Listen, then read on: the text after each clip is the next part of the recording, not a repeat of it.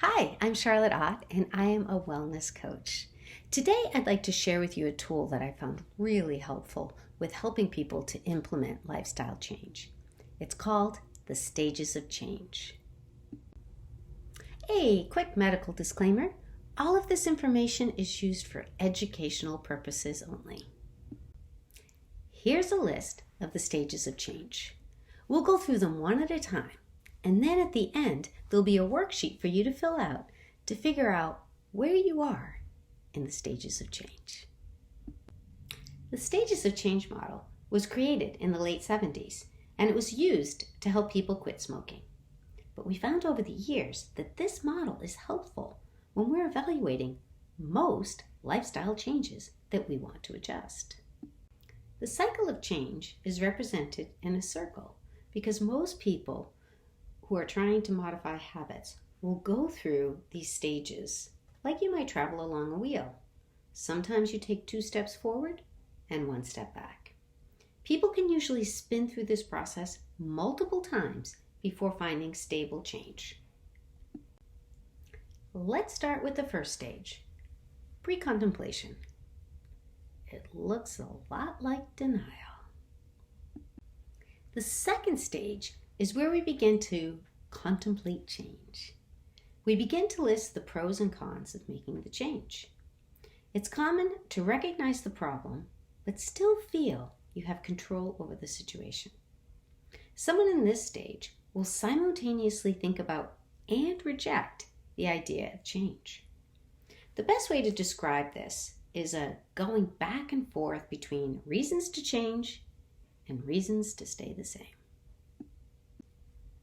Once your list of pros has outweighed the list of cons, you've moved into the preparation stage and you have made a commitment to change. You don't want to miss this step. In the experiment with smokers, people were 50% less likely to achieve their goal when they skipped this step. People who moved directly from contemplation to action recycled back to contemplation because they hadn't fully explored what it might take to make and keep this lifestyle change. Let's use the example of having more home-cooked meals as your goal. You might want to gather some recipes and healthy groceries, maybe even get some kitchen tools to make things easier. You also want to prepare for what might go wrong and establish backup plans. In this case, perhaps you have some healthy options in the freezer in case you wake up late and don't have time to prepare your crock-pot meals. All right, you've made it to the action step. This is where you believe you have the ability to change and you're actively involved in taking steps to change. This is the stage where people most depend on their own willpower and may be at the greatest risk of recycling, and why a coach is a valuable support. Sometimes considered a stage, relapse describes more of a process of how we sometimes move backward and forward along all the stages. Along the way to lasting change, most people experience relapse. In fact, it's much more common to have at least one relapse. And although relapse is normal, it's often accompanied by feelings of discouragement, shame, and failure. But relapse is normal. Most people cycle through it several times before achieving lasting change. A coach can help reframe any setbacks as opportunities and help you find the lesson within. Congratulations! This is where you have been actively implementing your new goal for a while now. But it's still not an ingrained habit. It still takes some work to anticipate challenges that may get in the way of sticking with your goals. Let's take the example of going out to dinner with friends. You anticipate that when dessert time comes, you will be tempted to get that yummy chocolate cake. What you could do is perhaps bring some healthy dark chocolate and have them on hand, or maybe you look at the menu ahead of time and commit to a healthy option on the menu. It can also be really helpful to have a buddy, an accountability buddy, somebody with similar goals, and you can keep each other on track. This step is also a good place to have a coach who can walk you through anticipating challenges and help you to determine what options would work best for you. Congratulations! Your new goal is now a habit, and you don't have to think about it anymore. This new action is more likely to be your norm than your old action.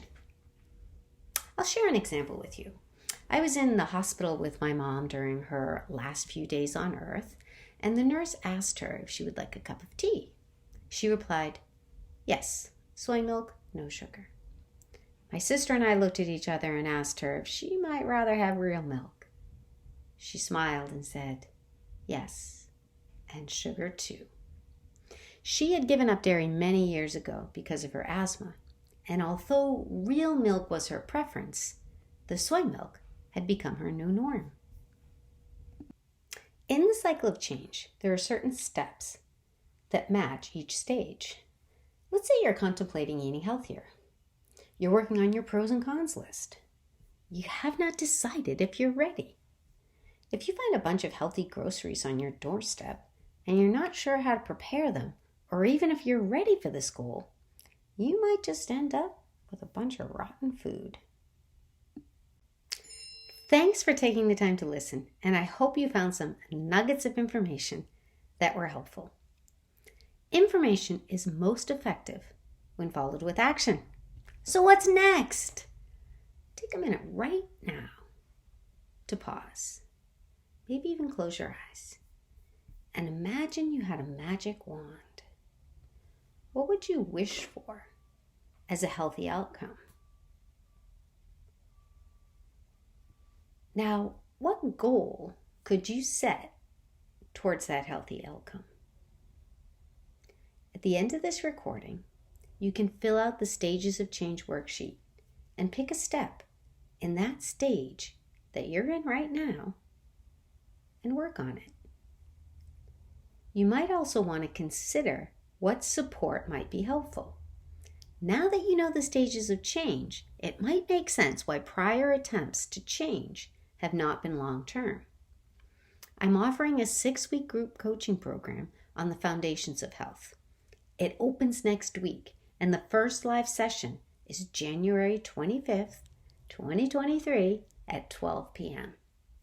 You could also contact me for one-to-one coaching, or just stay in touch with email updates.